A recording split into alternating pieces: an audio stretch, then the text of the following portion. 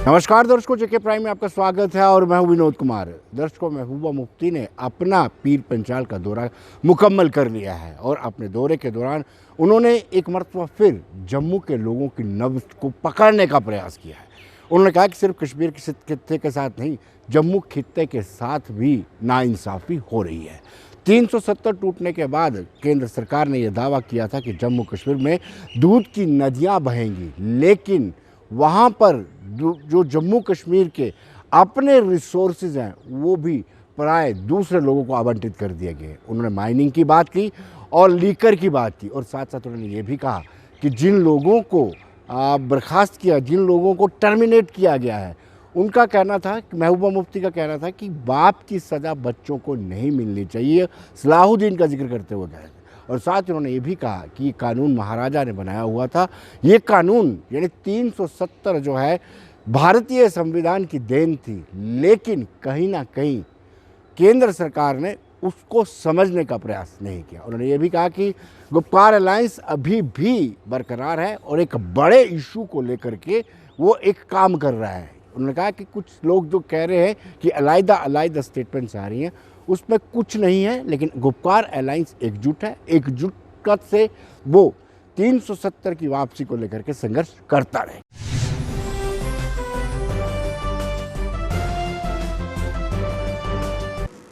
एक बच्चे को, एक लड़के को अपने फादर के एक्शंस के लिए रिस्पॉन्सिबल आप नहीं मान सकते unless and until you don't have proofs. एक minute please let me finish. ये खाली 11 लोग नहीं है, 20-25 लोगों को इस साल में इन्होंने बरतरफ कर दिया।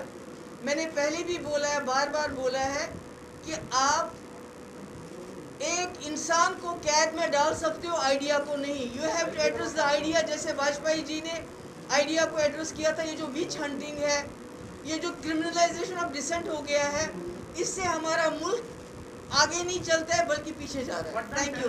इंक्वायरी जजमेंट नहीं होता है। अभी इंक्वायरी चल रही है ना, ये जजमेंट तो नहीं है। अभी पिछली बार मुझे याद है गवर्नर साहब ने किसी ने पूछा था किसी ऑफिसर के बारे में कि इसके बारे में ऐसे इंक्वायरी चल रही है। उसने कहा तब मैं एक्शन लूँगा जब रिपोर्ट आएगी। यहाँ तो इंक्वायरी अभी चल रही, अभी प्रूव कुछ नहीं हुआ, तो आपने कैसे मान लिया कि वो कातिल हैं, वो खराब हैं? let the facts come to the fore।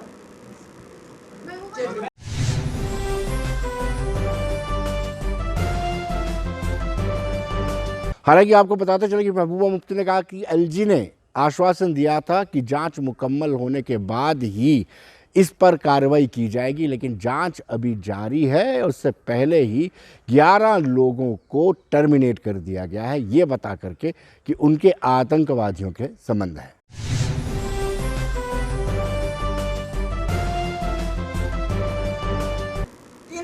खत्म करना सिर्फ उसका मकसद था, जम्मू कश्मीर को लूटना। मामूली सी चीज है, बाजरी से शुरू कर लीजिए आप। बाजरी हो, पहले ये मंदुरु का शहर है, इसको शराब का शहर बनाना चाहते हैं। अब कम से कम अगर यहाँ के लोगों को, यहाँ के दुकानदार को उसका फायदा होता, वो भी बाहर के लोगों को उनका ऑक्शन दे दिया उसका। इसी तरह से आप देख लीजिए हमारे पावर प्रोजेक्ट चिनाब वैली में देख लीजिए, वहाँ भी जो बड़ी अच्छी पोस्टें हैं वहाँ बाहर के लोग होते हैं और हमारा पानी, हमारी बिजली बाहर जाती है। रैटले एक प्रोजेक्ट बचाया था मैंने अपने टाइम में, मैंने उसको नहीं जाने दिया था NHPC में, मगर उसको भी इन्होंने कर दिया। हमारे पास कुछ नहीं है, हमारी ट्रांसपोर्टर्स जो हैं इसको मुसीबत में हैं। टोल टैक्स, ये टैक्स, वो टैक्स, टोकन टैक्स, पता नहीं क्या क्या है। आप जानते हैं पेट्रोल की कीमतें कितनी बढ़ गई हैं, हमारे किसान मुसीबत में हैं।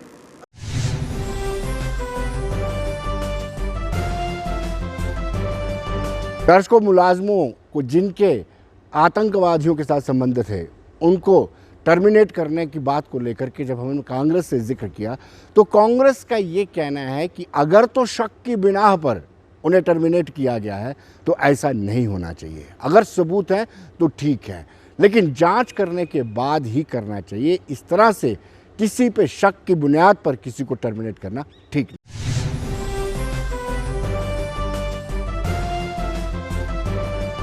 देखिए, पहली बात तो ये है कि जिनके खिलाफ कोई संगीन एस्टेब्लिश्ड आरोप हैं उनको तो बख्शा नहीं जाना चाहिए, और जिनके खिलाफ कोई एस्टेब्लिश्ड चार्जेस नहीं हैं और शक की बुनियाद पे अगर इस तरह से किया गया है और कोई अगर पॉलिटिकल वेंडेटा है, वो दुर्भाग्यपूर्ण है। इसलिए कानून को अपना काम करना चाहिए।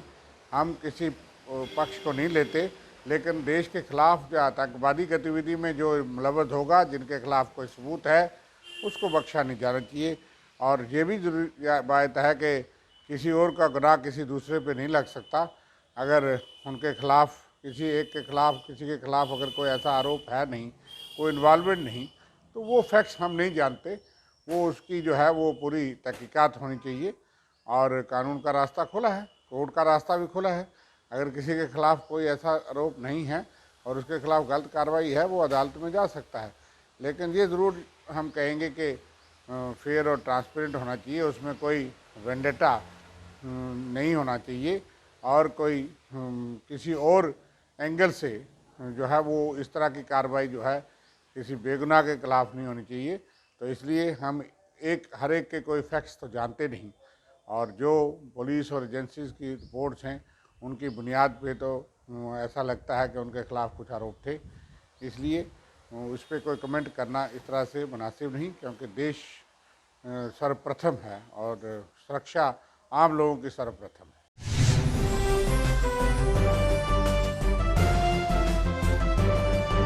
दर्शकों, अगर भारतीय जनता पार्टी की बात करें तो भारतीय जनता पार्टी का सटीक और सीधा जवाब यह है। भारतीय जनता पार्टी का कहना है कि राष्ट्रभक्ति के आगे कुछ नहीं चलेगा। उन्होंने कहा कि जो देशद्रोह की ज्वाला उठाएगा, जो देशद्रोह का साथ देगा, उनके साथ ऐसा ही होगा। उन्होंने कहा कि फॉर्मर चीफ मिनिस्टर और पीडीपी अध्यक्षा महबूबा मुफ्ती सहानुभूति बटोरने के लिए इस तरह की बयानबाजी कर रहे हैं। जो मुलाजिम आतंकवादियों का साथ देगा उसको कभी भी बख्शा नहीं जाएगा।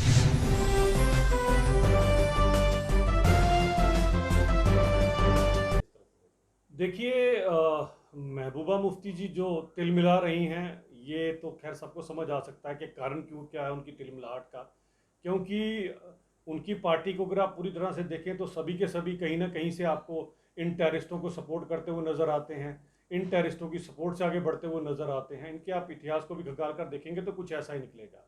अब इनकी तिलमिलाहट तो बिल्कुल जो है वो बनती भी है, क्योंकि इनके एक लीडर जो हैं, जो पीछे स्पोर्ट्स काउंसिल को भी हेड किया करते थे, वो भी एनआईए से धरे गए। उनके रिलेशन किसके साथ पाए गए? अबू दुर्जाना जैसे टेररिस्ट के साथ पाए गए। यहाँ तक कि अबू दुर्जाना के काजी का काम भी उन्होंने किया, ज़बरदस्ती पुलवामा की लड़की की शादी अबू दुर्जाना के साथ करा दी। इस तरह के तो उनके लीडर्स हैं।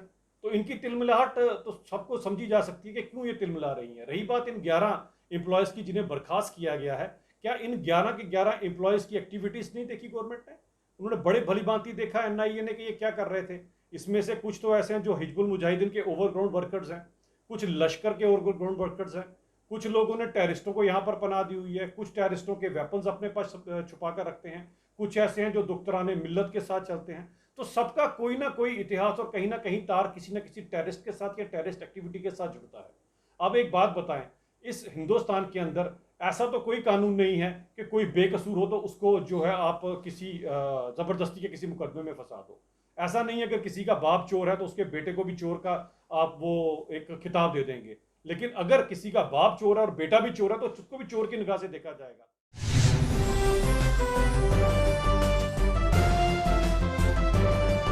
दर्शकों, अपनी पार्टी ने भी इसका जिक्र किया है। अपनी पार्टी का भी कहना है कि कहीं ना कहीं जो चीज़ें, जो जांच चल रही थी, जो पहले ही की सरकार ने कहा था कि जो मुलव्विस पाए जाएंगे, जिनके संबंध आतंकवादियों के साथ होंगे, उनके खिलाफ सख्त कार्रवाई होगी, और ऐसा ही सरकार कर भी रही।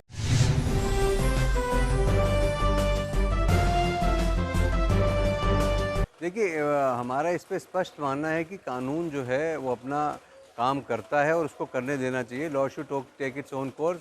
अगर सरकार के पास स्पेसिफिक इनपुट्स हैं कि ये लोग मुलव्विस हैं किसी भी तरह की देश विरोधी गतिविधियों में और सरकार ने कदम उठाया है जो कानून के दायरे में है, तो वो उनका पूरा हक है। इसमें मुझे लगता है राजनीति नहीं होनी चाहिए, क्योंकि देश हित जो है वो सर्वप्रिय है। और अगर सरकार ने कुछ ऐसा कदम उठाया है, क्योंकि जो मुलाजिम हैं उनके पास ऑप्शन है कोर्ट में जाने की भी, अगर वो गलत नहीं, और अगर कानूनी तौर पे सरकार ने अपने तथ्यों को सामने रखते हुए ये कदम उठाया है, तो मुझे लगता है कानून को अपना काम करने देना चाहिए। देखिए, महबूबा जी की जो राजनीति है उसका तो जो आधार है वो यही रहा है।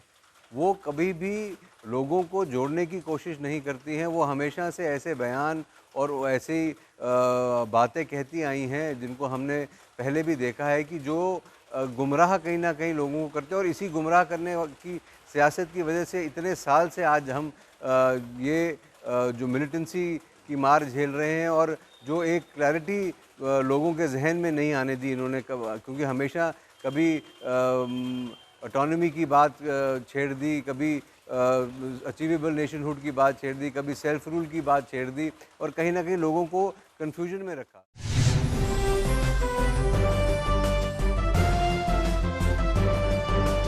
तो दर्शकों, फोन लाइन पर हमारे साथ सीधे जुड़ चुके हैं विश्व हिंदू परिषद के कार्यकारी अध्यक्ष राजेश गुप्ता। राजेश जी, आज महबूबा मुफ्ती ने प्रेस कॉन्फ्रेंस दी और उन जिन 11 मुलाजमों को टर्मिनेट किया गया है, जिनके संबंध आतंकवादियों से पाए गए हैं, उनका कहना है कि बाप की सजा बेटों को नहीं मिलनी चाहिए। उन्होंने हवाला दिया है सलाहुद्दीन का। क्या कहेंगे आप? मुझे ऐसे लगता है कि महबूबा मुफ्ती जो है वो अपने असल रंगों पे आई है वापस, और जिसकी राजनीति शुरू से ही देश विरोधी रही है और देश विरोधी तत्वों को प्रोत्साहन देने की रही है। ये बात आपकी जो कि महबूबा ने कही है जी, जब किसी आतंकवादी के बेटे उस तरह की कार्रवाइयों में मुलव्वस हों, जो कि सरकार की जो रिपोर्ट आई है, अखबारों में आया, उसमें ये कहा गया है, और उसके बाद सरकारी तंत्र में रह करके उसका दुरुपयोग करके उस तरह की कार्रवाइयों को सरअंजाम दे रहे हों, तो मुझे लगता है कि उनको साधारण सजा नहीं बल्कि सख्त सजा मिलनी चाहिए। और इस सारी कार्रवाई में उनको महबूबा जैसे लीडर अगर प्रोत्साहन देते हैं तो उनको भी सलाखों के पीछे जाना चाहिए। सरकार की इस कार्रवाई के हम पूरी तरह से साथ हैं, और केवल सलाहुद्दीन के बेटे ही नहीं, कोई भी ऐसा आदमी जो किसी राजनीतिबाज का पुत्र है, चाहे वो महबूबा का रिश्तेदार है वहीद पर्रा, तो इस तरह के कोई भी लोग जो किसी इस तरह की कार्रवाई में शामिल हैं, जो कि देश विरोधी है, और सरकारी नौकरी में रहते हुए या सरकारी नौकरी से बाहर, किसी को बख्शा जाना नहीं चाहिए, और उनको सख्त सजा अच्छी तरह से मिलनी चाहिए। उन्होंने ये भी कहा है कि 370 को तोड़ दिया गया है, लेकिन अलायंस अभी भी संघर्ष करता रहेगा। गुपकार अलायंस का हवाला दिया है। क्या इसका रेलेवेंस है इस बात का? कोई कौन सा अलायंस और कौन सा संघर्ष? ना कोई अलायंस है, ना ही इसका कोई संघर्ष है, ना ही कोई संघर्ष होना है। भारत में जम्मू कश्मीर का पूर्ण विलय हुआ, उसके बीच में जो थोड़ी बहुत बाधाएं थी वो दूर की गई हैं। देश ने उसका स्वागत किया है, और महबूबा जैसी अलगाववादी प्रवृत्ति की राजनेता, उसको लगता है कि मैं इस तरह की बातें करके कोई ग्राउंड्स गेन कर लूंगी, पॉलिटिकल ग्राउंड्स, जो कि उसको मिलने वाली नहीं है। देश और जम्मू कश्मीर का आम नागरिक उसकी राजनीति को समझ चुका है। इसको अब कहीं पर भी कोई एक्नॉलेजमेंट नहीं मिलने वाली है।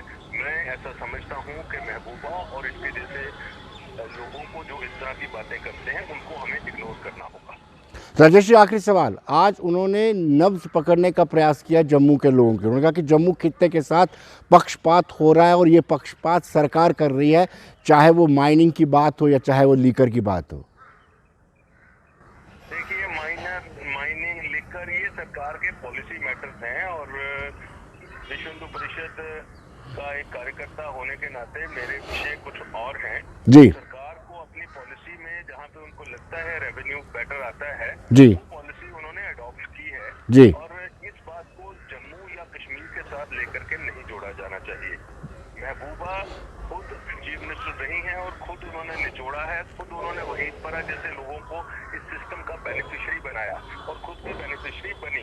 इस करके महबूबा जैसी किसी भी राजनेता को तो इस तरह की बातें करने का या सरकार की पॉलिसी के ऊपर टिप्पणी करने का अधिकार ही नहीं है। तो इस करके मैं उसको ज्यादा तवज्जो नहीं देता। जम्मू की नब्ज उसने कहाँ से पकड़नी है? जम्मू के लोग राष्ट्रभक्त हैं, और जम्मू के लोगों को महबूबा के इस तरह के बयानों से उसकी असलियत पता लग जाती है जब वो सलाहुद्दीन के बेटों की या सलाहुद्दीन की वकालत करती हैं। तो राजेश जी, बहुत बहुत शुक्रिया आपका, धन्यवाद।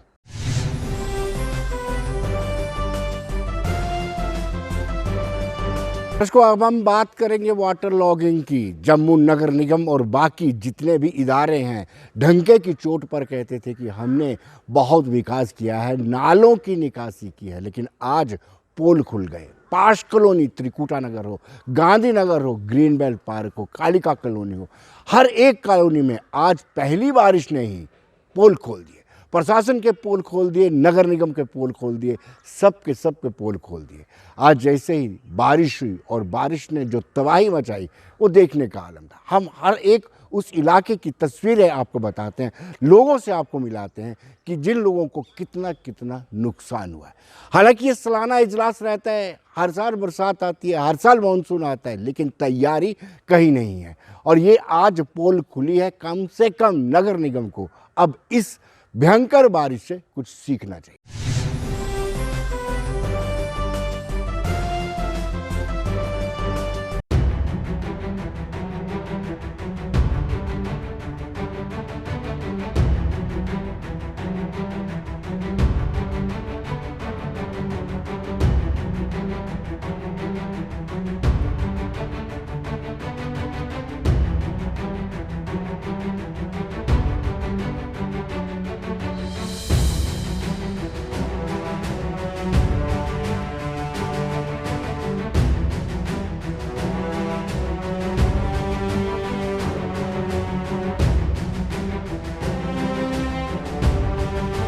यहाँ पे स्मार्ट सिटी बनाने की तरफ ये अग्रसर हैं, लेकिन ये देखो स्मार्ट सिटी का क्या हाल हो रहा है। लोगों के अंदर पानी जा रहा है, नाले कवर कर रहे हैं, ये नालों की सफाई हो नहीं रही है। पता नहीं कहते हैं ये नालों बरसात शुरू होने से पहले नाली सफाई करेंगे, नाले की सफाई तो हुई नहीं है। ये सामने आपके दिखाई दे रहा है, लोगों के घरों में 5-5, 6-6 फुट पानी है, दुकानों के अंदर 6-6 फुट पानी है।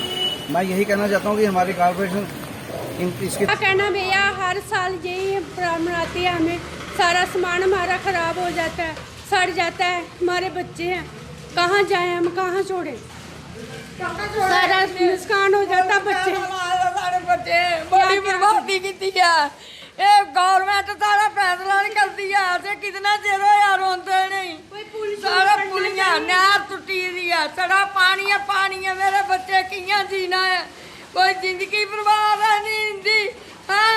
गवर्नमेंट सारी फैसला करा, को फैसला कराने का जा दिया जा पाकिस्तान भेजी रहते नहीं जगह है जम्मू च सारी। साल पानी, हर साल पानी, कुछ 4-4 फुट 5-5 फुट पानी आप देखिए, 5-5 फुट पानी आ रहा है।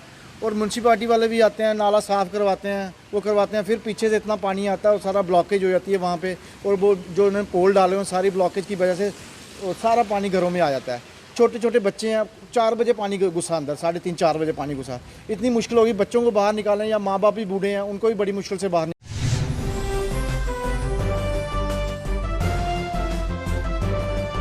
दर्शकों, जो दृश्य आप देख रहे हैं वो साफ जाहिर करते हैं कि इसमें नगर निगम का तो कसूर है ही है, लेकिन उन लोगों का कसूर भी है जो कहीं ना कहीं जो अतिक्रमण करते हैं, जो किसी जगह पर जबरन कब्जा कर लेते हैं और उस पर अपना अतिक्रमण शुरू कर देते हैं। ये वही जगह है, यहाँ पर निकासी होनी चाहिए थी, लेकिन लोग अपना स्ट्रक्चर बना देते हैं। जब लोग मकान बना देते हैं तो पानी की निकासी नहीं निकल पाती। जब पानी की निकासी नहीं निकलती है तो जब बारिश आती है तो पानी वहीं का वहीं खड़ा हो जाता है। पानी खड़ा होता है, फिर उसको अपनी निकासी बनानी होती है, तो फिर वो घरों में घुसता है। जब घरों में घुसता है तो लोग प्रोटेस्ट भी करते हैं नगर निगम के खिलाफ और मुआवजे की भी मांग करते हैं। लेकिन वो ये नहीं सोचते कि जब अनप्लान्ड वे में आप स्ट्रक्चर्स बनाएंगे, अनप्लान्ड वे में आप कॉलोनियाँ बनाएंगे, तो इस तरह की दिक्कतें आपके समक्ष आएंगी।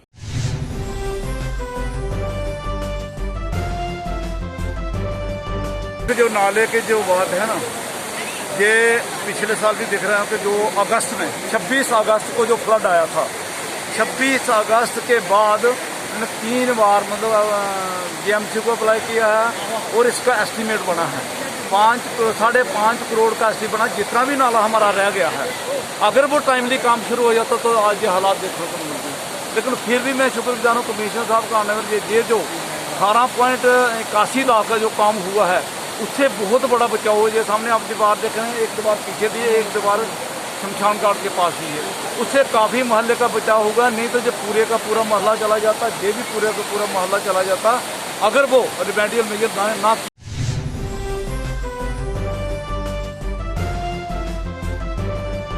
दर्शकों, अब हम आपको सीधे किश्तवाड़ लिए चलते हैं। किश्तवाड़ में भी बारिश के कारण भारी तबाही मची है और जिस तरीके से सड़कें जो थी उखड़ गई हैं, काफ़ी सारी वाहनें क्षतिग्रस्त हुई हैं और लोगों को नुकसान हुआ है।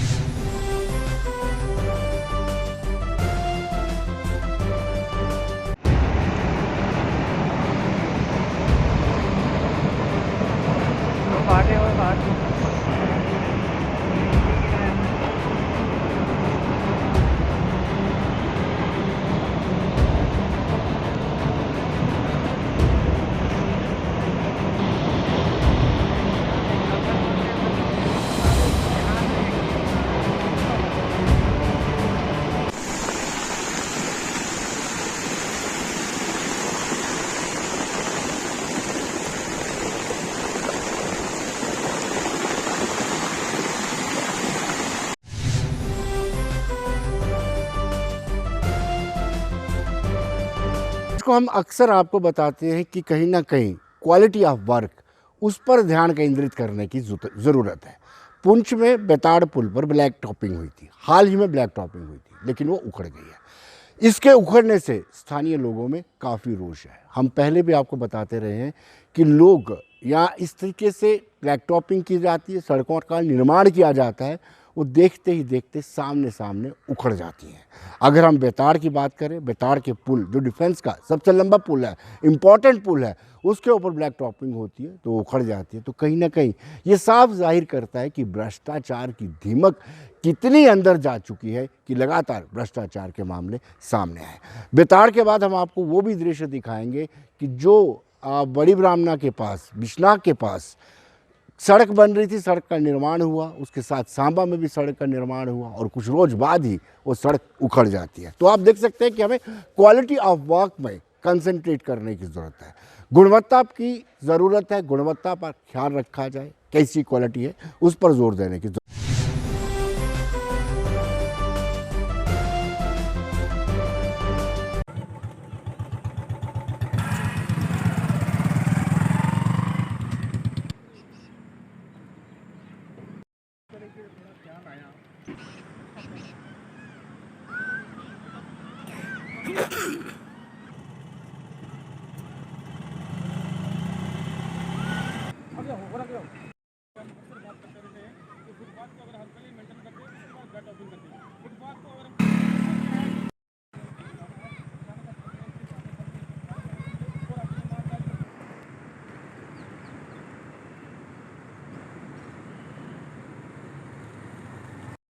पुंछ का सबसे लंबा ब्रिज है और इस ब्रिज की आप हालत देखें, कितने अरसे से यहाँ पे लोगों की परेशानी रही है कि इस ब्रिज को ठीक किया जाए।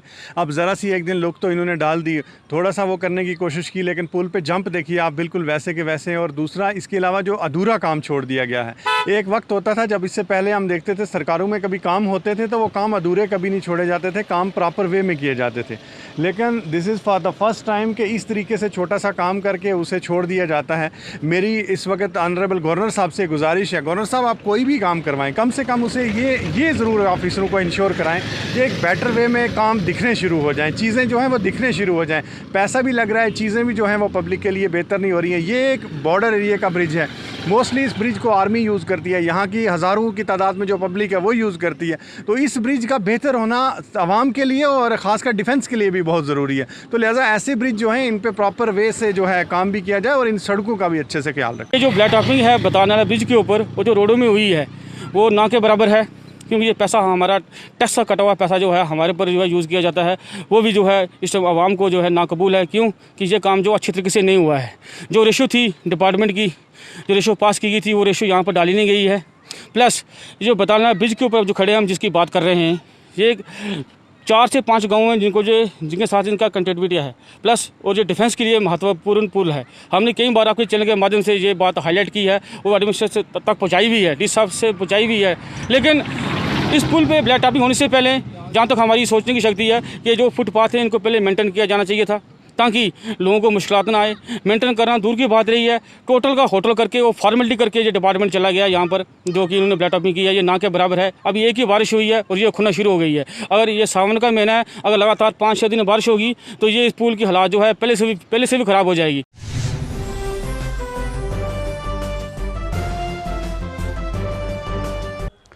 तो दर्शकों, गांदरबल में बादल फटा और उस बादल फटने के कारण इतना पानी आ गया कि लोगों को भारी भरकम नुकसान उठाना पड़ा है। हालांकि ये प्राकृतिक आपदा है, लेकिन लोगों को इससे बहुत ज़्यादा नुकसान उठाना पड़ा।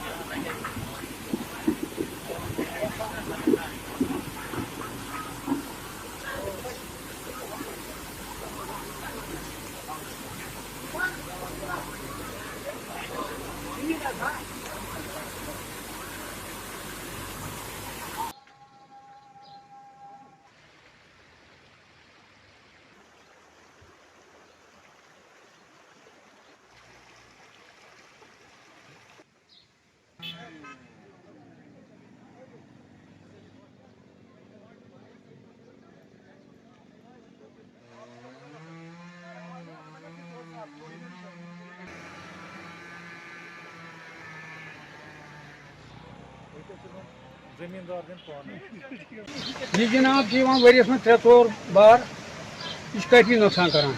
यह जनाब तो तकरीबन लार कनाल पे या डैमेज गसान, यह 1 किलोमीटर लार कनाल पे योतान अत मन दक्षिण खोवर बस्ती तकरीबन 2 चूल। यह जनाब तो 2 चूलन करान कवर इन्वॉल्व योतान मुश्किल सान जान बचाव माल बचाव।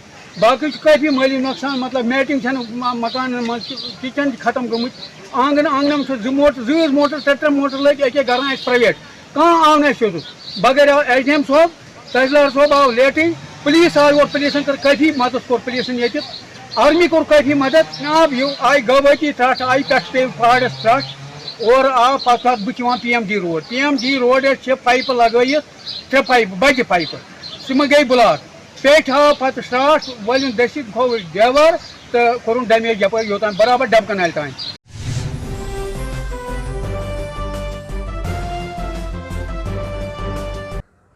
दर्शकों, हम नगरोटा के नारायणा फिल्ट्रेशन प्लांट की बात करें, ये भी मैं बता रहा हूँ कि सरकारी खर्चा तो करते हैं हम, लेकिन उसका रख रखाव नहीं रखते हैं। नारायणा फिल्ट्रेशन प्लांट में नया डगवेल बनाया गया, लेकिन आपको बताएं वहाँ पर मोटर नहीं लगाने के कारण वो बिल्कुल सफ़ेद हाथी बना हुआ है। लोगों को पानी नहीं मिल रहा है, मात्र एक मोटर नहीं लगाने के कारण। लोगों ने अपनी नाराज़गी व्यक्त की है कि आप इतना पैसा खर्च करके डगवेल तो कर रहे हैं, बना रहे हैं, लेकिन उसमें जब तक मोटर नहीं होगी, पंपिंग की व्यवस्था नहीं होगी, तब तक आप इसको सफ़ेद हाथी की तरह ही देखेंगे। यानी सरकारी पैसे का किस तरीके से दुरुपयोग होता है, ये नमूना है नारायणा का फिल्ट्रेशन।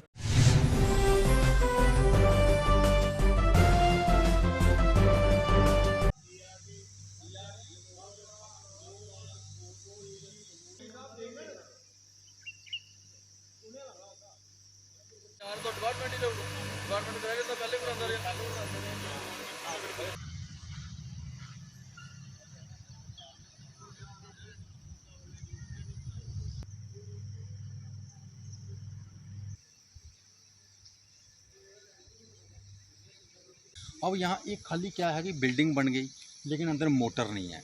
ये मैं एक्शन साहब से जो ऑफिसर हैं ऊपर हाई अथॉरिटी तक ये मैसेज पहुँचाना चाहता हूँ कि एक मोटर यहाँ दे दें और सारी पानी की दिक्कत जो है वो दूर हो जाती है। और जो नदी के किनारे जो बने हुए हमारे डगवेल, उनके ऊपर कोई दारो मदार नहीं इतना रहेगा, क्योंकि ये 4 इंची का बोर है और ये इतना पानी इसके अंदर है और ये ज़्यादा भी नहीं है। एक मोटर लगेगी और कम से कम 20-25 मीटर पाइप है जो मेन हौद में जाएगी और ये पानी पूरा सप्लाई नगरोटा तक करेगी। पैसे लोगों की जेब से जा रहे हैं। मेरी आज से लास्ट वार्निंग और रिक्वेस्ट समझ लीजिए, ये ऊपर हाई अथॉरिटी तक ये मैं बात पहुंचाना चाहता हूं अपने गांव की तरफ से और आम नगरोटा की तरफ से, सब लोगों की तरफ से, कि ये सब टैंक ये चालू किया जाए और इसको 4 इंची का बोरा और ये पानी डायरेक्ट इसको मोटर लगाई जाए और इसको सप्लाई को जारी किया जाए। और ये बाकी सब कुछ ठीक है, डिपार्टमेंट अच्छा काम कर रहा है, लेकिन इस मौसम में बहुत दिक्कत आ रही है सर, पानी नहीं है, प्लीज़ कि मोटर लगाई जाए।